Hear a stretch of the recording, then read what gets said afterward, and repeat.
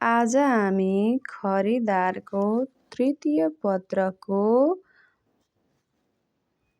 कानुन खण्ड अध्ययन गर्छौं, जसमा कानुनका अर्थ, महत्त्व, न्याय सम्बन्धी जानकारीहरू रहेको छ।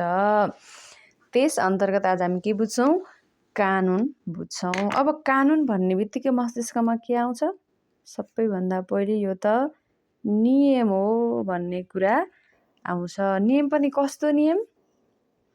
एकदम बाध्यकारी नियम।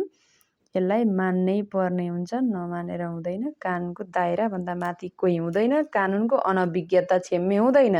यो बाध्यकारी हुन्छ। अनि यो अर्को भनेको कानुनको आधारमा के हुँदो रहेछ? राज्यका सबै काम कारबाहीहरू हुँदो रहेछ। राज्य त कानुन बिनाको राज्य कल्पना गर्न सकिने रहेनछ। भनेपछि यसले त कानुनले त गाइडलाइन्सको काम गर्दो रहेछ। भनेपछि यो के हो? मार्गदर्शक पनि हो। कानुन मार्गदर्शनको रूपमा काम गर्ने भएकोले यसलाई मार्गदर्शक रूपमा पनि हेरिनै भयो। अब कानुन कसको लागि बनाइछ? कानुन मानवको लागि बनाइछ। अनि कसले बनाउँछ? मानवद्वारा नै बनाइन्छ। मानवको क्रियाकलापहरूलाई व्यवस्थित, नियन्त्रण तथा निर्देशन बनाउन हेतु मानवद्वारा मानवकै लागि बनाउने गरिन्छ। अब यसलाई परिभाषागत रूपमा परीक्षामा कसरी लेखिन्छ त्यो अनुसार बुझौं। यहाँबाट अझ प्रश्न हुन सकिन्छ। कानुन व्यक्ति, समाज, राष्ट्र र विश्वलाई कसलाई? कानुन व्यक्ति, समाज, राष्ट्र र विश्वलाई शान्त, गतिशील, व्यवस्थित एवं चलायमान बनाउने नियमहरूको संग्रह हो। नियमको कुरा आयो नि। नियमै हो कानुन, तर कस्तो नियम हो? व्यक्ति, समाज, राष्ट्र र विश्वलाई शान्त, गतिशील, व्यवस्थित एवं चलायमान बनाउने नियमहरूको संग्रह हो। त्यस्तै अब अर्को रूपमा कसरी लेख्न सकिन्छ? मानवले मानवीय व्यवहारको लागि बनाउने, अथवा भनेको छ अब के लेख्ने यहाँ? मानवीय व्यवहारलाई व्यवस्थित र अनुशासित बनाउँदै समाजको संरचनालाई आदर्शमुखी बनाउने संयन्त्र नै के हो? कानुन हो। त्यस्तै संविधान, ऐन, नियम, नियमावली, कार्यविधि, निर्देशिका आदिको समष्टिगत रूप के हो? कानुन हो। संविधान, ऐन, नियम, नियमावली, कार्यविधि, निर्देशिका आदिको समष्टिगत रूप पनि कानुन हो। कानुन राज्य र शासन व्यवस्था सञ्चालन गर्न देशको सार्वभौम निकायबाट जारी गरिन्छ। के कानुन कसले बनाउँछ? सार्वभौम निकायबाट जारी गरिन्छ। के को लागि? राज्यको शासन व्यवस्था सञ्चालन र व्यवस्थित गर्नको लागि जारी गरिन्छ। अब मानवीय व्यवहारको कुरा गरौँ। मानवीय व्यवहार तथा क्रियाकलापहरूलाई व्यवस्थित र व्यावहारिक रूपमा व्यवस्थापन र सञ्चालन गर्न मानवद्वारा नै निर्मित संयन्त्र के हो?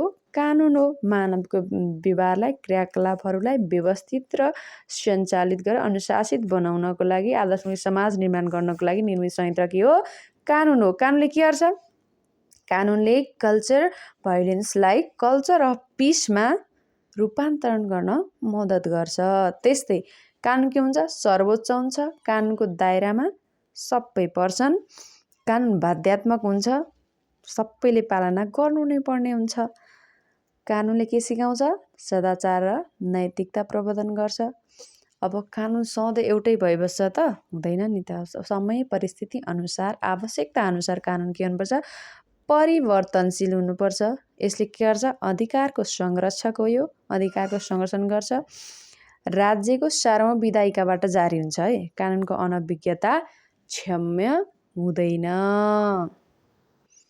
यसरी कानुन के हो भन्ने कुरा बुझ्न सकिन्छ। अब जतिसुकै राम्रो काम भयो तर कानुन विपरीत भयो भने त्यो मान्यता हुन्छ त? हुँदैन। अब परिभाषा लेख्दै गर्दाखेरि अब हामीले यसको इतिहासमा जानुपर्ने हुन्छ। कानुनको उत्पत्ति कहाँबाट भयो? सुरुमा प्राचीन रोमन तथा ग्रिक राज्यबाट भएको पाइन्छ। प्राचीन रोमन तथा ग्रिक राज्यबाट चाहिँ कानुनको उत्पत्ति भयो। अनि आधिकारिक रूपमा कानुनको सुरुवात कहिले मानिन्छ भन्दा आधुनिक कानुनको सुरुवात सन् 1215 जुन 15मा बेलायतमा जारी गरिएको म्याग्ना कार्टाबाट भएको पाइन्छ। मानवाधिकार सम्बन्धी म्याग्ना कार्टा 1215 जुन 15मा। तत्पश्चात नेपालमा कहिले भएको मानिन्छ भन्दा नेपालमा लिखित कानुनको सुरुवात विक्रम सम्वत 1910मा राणा प्रधानमन्त्री जङ्गबहादुरद्वारा मुल्की ऐन 1910 जारी गरी सुरुवात भएको पाइन्छ। नेपालमा के भन्छ 1910मा तत्कालीन राणा प्रधानमन्त्री हुनुहुन्थ्यो जङ्गबहादुर, उहाँले मुल्की ऐन 1910 जारी गरेपछि चाहिँ